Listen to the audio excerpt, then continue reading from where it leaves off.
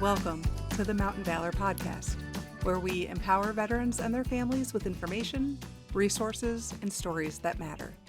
I'm your host, Kat Wittenberger, and it's great to have you here. Today, we're diving into the Veteran Readiness and Employment Program, also known as Vr&E. It's a program designed to help veterans with service-connected disabilities prepare for, find, and maintain employment or achieve independent living if working isn't currently an option.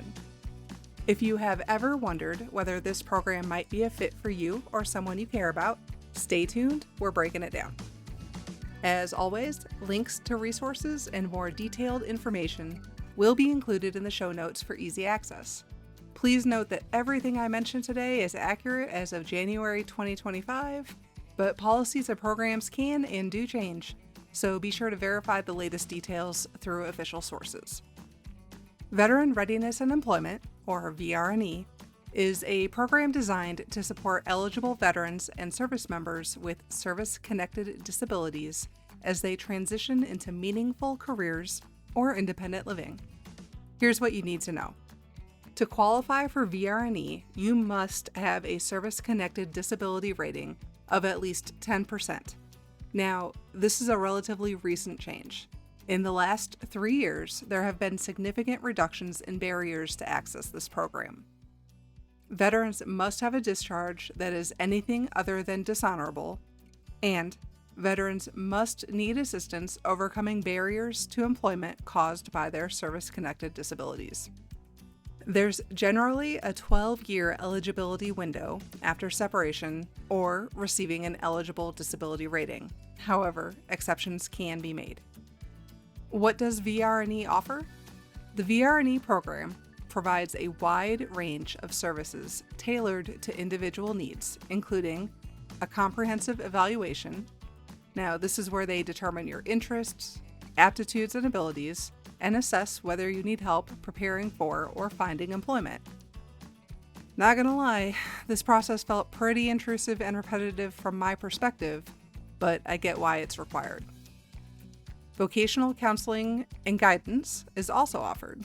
Now, this is a way to explore career options and set employment or independent living goals. Vr&E also offers employment services, which is basically assistance with job-seeking skills, resume writing, interview prep, and job placement.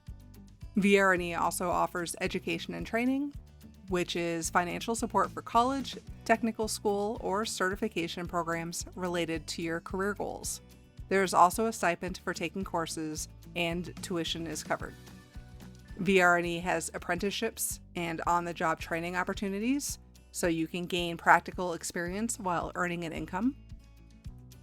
They specialize in independent living services for veterans with severe disabilities who need help improving their ability to live as independently as possible. Additionally, they have assistive technology and accommodations, which are tools and support to help overcome barriers in education, training, or employment settings. While Vr&E is an incredible resource, there are a few challenges to keep in mind. The application process can be lengthy. It requires evaluations and quite a bit of paperwork.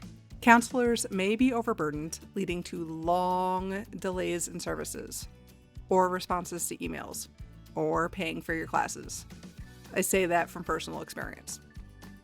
The program prioritizes suitable employment, which may not always align with your personal aspirations. Now, in the times that I have seen this come up, it's where the veterans' disabilities do not make sense with the career path they were trying to take. It just didn't seem like there was going to be a method for that veteran to be able to meet those goals and not destroy their body even further. And finally, independent living services are limited to those with severe disabilities and have caps on participation. So how do you make the most out of Vr&E? Well, here are a few tips. Prepare your documentation. Have your DD-214, your VA disability rating, and your other documents ready to streamline the application process. Advocate for yourself. Communicate your career goals clearly and work with your counselor to align services to your aspirations. Now, if they end up telling you no because they just don't see how it's possible for you to meet your goals, Talk to them. Don't take the no as a final answer, because it's not. But have a conversation. What are the risks that they see? What are some ideas for working around those roadblocks? This is a relationship that you're building with your counselor to be able to do things that can change your life. Take the time to have those conversations, even if they're uncomfortable. All right, and then research other resources. If Vr&E doesn't meet all your needs, explore supplementary programs like the GI Bill or state-level benefits. And I'll tell you, in Virginia, we have some amazing benefits when it comes to the Virginia Department of Veteran Services. They have some hiring programs that are absolutely fantastic, and they have additional career coaching programs that are great. All right, and then stay proactive.